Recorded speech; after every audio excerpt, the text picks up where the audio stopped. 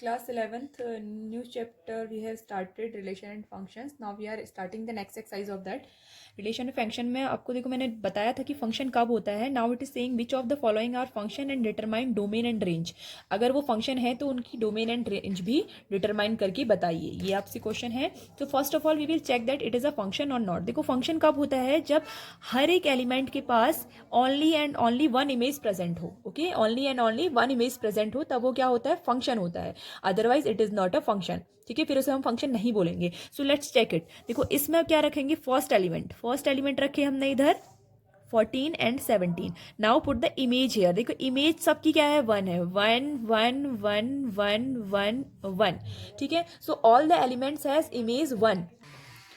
So all the elements have same image. But function हम किसे कहते हैं, जब एक एलिमेंट की एक ही इमेज हो और वो भी यूनिक हो, हर किसी एलिमेंट की अलग अलग एक इमेज हो. So it is not a function. इसे हम फंक्शन ही नहीं बोलेंगे, तो डोमेन एंड रेंज निकालने की हमें जरूरत ही नहीं है. Okay, let's discuss the second part of it. Mapping बनाते हैं इसके लिए भी. See this is the first domain one. ठीक है, डोमेन के फर्स्ट एलिमेंट होते हैं 2 4 6 8 10 12 and 14. These are the elements, and in next one we will form that 1 2 3 4 5 6 7. ठीक है, now see 2 1 4 2 6 3 8 4 5 10. This is 6, this is 7. Now see it is a function. देखो ये अब एक फंक्शन बन गया है, because every element of the domain has one and only one image in codomain. ठीक है, codomain में हर एक एलिमेंट की एक ही इमेज है. So yes it is a function, and yes it is a function. ठीक है, ये एक फंक्शन है. And what you will give the answer, why it is a function, because all the elements of the domain have one and only one image in codomain. That is the reason. Okay, now discuss the second question, that is given the find domain and range for the functions given. ठीक है, and you have given the function fx is equal to a mod of x, modulus of x. This is the function which is given to you. ठीक है, second question first part it is. Now see domain and range. हम function की कैसे निकालेंगे, ये तो हमको relation दिए हुए थे तो हमने डायरेक्टली निकाल ली. ठीक है, तो हम इसको कैसे निकालेंगे, फंक्शन की डोमेन एंड रेंज कैसे निकालेंगे. ठीक है, देखो फंक्शन की डोमेन का मतलब क्या होता है, what is the meaning of domain of a function. Domain means होता है where a function is defined का मतलब क्या होता है, नॉट इन्फिनिटी. ठीक है, कौन कौन से ऐसे पॉइंट हैं जिस पर ये फंक्शन डिफाइंड होगा, इनफाइनाइट कभी नहीं होगा.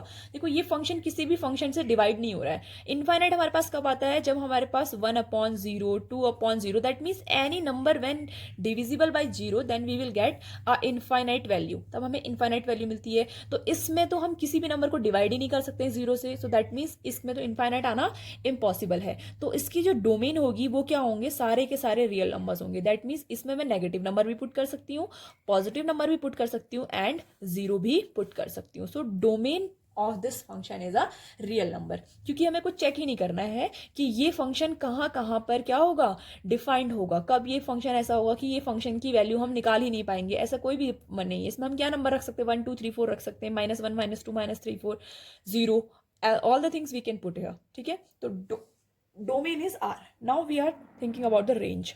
देखो रेंज के लिए क्या करते हैं हम, range always except the positive value.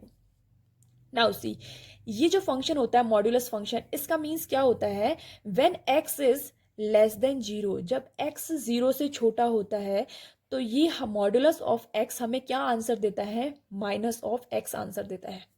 This function modulus of x, ये आपका माइनस ऑफ मॉड्यूलस एक्स है. ठीक है, this function modulus x will give you -(x).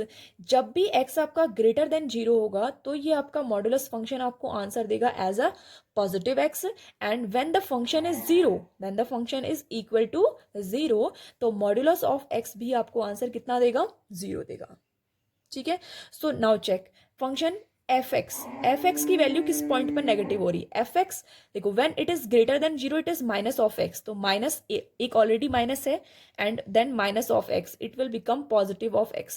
तो ये पॉजिटिव वैल्यू दे रहा है, किस पॉइंट पर पॉजिटिव दे रहा है, इस वाले पॉइंट पर, when x is less than 0, 0 से छोटा है जब भी x. ठीक है, now F x when greater than x, तो ये क्या देगा, माइनस इसका साइन एंड पॉजिटिव वैल्यू देगा, तो दैट मीन्स ये एक नेगेटिव वैल्यू देगा आंसर में हमको, नेगेटिव हो जाएगा ना, यहाँ तो माइनस माइनस प्लस हो गया, इधर तो माइनस है सिर्फ।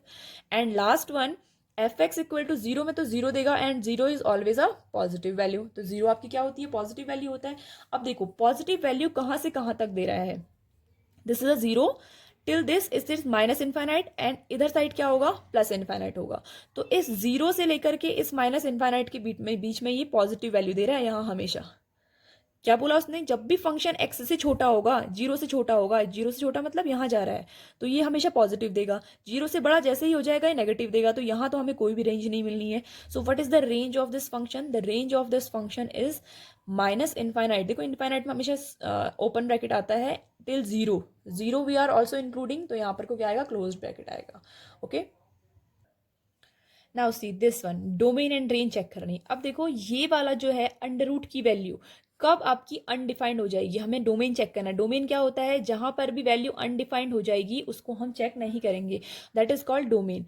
तो इसके अंदर अगर हमारा नेगेटिव साइन आ जाए, इस अंडर रूट के अंदर अगर हमारा नेगेटिव साइन आ जाए तो ये कैसा हो जाएगा, अनडिफाइंड हो जाएगा, अनडिफाइंड हो जाएगा। तो दैट मीन्स अंडर रूट के अंदर नेगेटिव साइन नहीं आना है। नेगेटिव साइन का मतलब क्या होता है, नेगेटिव साइन का मतलब होता है कि एक्स 9 माइनस एक्स स्क्वायर का जो वैल्यू है वो क्या होनी चाहिए, हमेशा जीरो से ग्रेटर होनी चाहिए, जीरो से ग्रेटर होगी तो तभी ये वैल्यू आएगी, है ना। जीरो से छोटी हो जाएगी तो जीरो से छोटे सारे नंबर क्या होते हैं, नेगेटिव होते हैं। तो हमने ये कंडीशन ले ली किसके लिए, डोमेन के लिए। हर एक के लिए डोमेन की कंडीशन अलग होती है, बस उसके क्या होना चाहिए, डिफाइंड वैल्यू होनी चाहिए।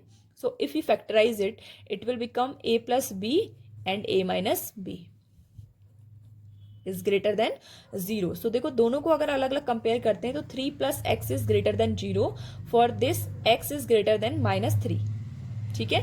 And if 3 minus X is greater than zero then your X is greater than 3, ठीक है। दोनों आपकी वैल्यूज आ गई। अब देखो इन दोनों का मतलब क्या है, इन दोनों का मतलब क्या है कि x की वैल्यू जब भी क्या होगी, -3, x की वैल्यू जब भी क्या होगी, -3 से, ये है x आपका, ठीक है। ये x की वैल्यू कहां से कहां तक जाएगी, ये x की वैल्यू -3 होगी और इधर 3 होगी, बीच में आपका 0 होगा, ठीक है। तो जब भी ये वैल्यूज आपकी क्या होंगी, -3 से 3 के बीच में रहेंगी तो आपका डोमेन क्या होगा, डिफाइंड होगा। अब देखो जैसे ही मैंने x इक्वल टू, देखो चेक भी कर लेते हैं इसको, जैसे ही मैंने x इक्वल टू -4 रख दिया, यानी कि -3 से ग्रेटर एक नंबर, स्मॉलर एक नंबर रख दिया, ठीक है, तो वैसे ही क्या हो जाएगा, x इक्वल टू -4 रखते ही ये फंक्शन देखो कैसा बन जाएगा, 9 माइनस ये 4 का स्क्वायर, माइनस का स्क्वायर हो या प्लस का स्क्वायर हो, बात एक ही होती है, 16, एंड इट विल बिकम -7। तो -7 तो अनडिफाइंड हो गया ना। तो इसका मतलब डोमेन कहाँ से कहाँ तक है, ये डिफाइंड कहाँ से कहाँ तक होगा, सिर्फ -3 से 3 तक डिफाइंड होगा। So this is the domain. Okay, now we are talking about range. देखो रेंज किसी भी अंडर रूट फंक्शन की, जब भी हम किसी अंडर रूट फंक्शन की बात कर रहे हैं जो रूट में देता है, ये हमेशा आंसर में एक पॉजिटिव नंबर दे सकता है, नेगेटिव नंबर कभी नहीं दे सकता है। सो दैट मीन्स जीरो से लेकर इनफाइनाइट तक जितने भी पॉजिटिव नंबर हैं, ये सारे के सारे पॉजिटिव नंबर हमें एज अ आउटपुट दे सकता है।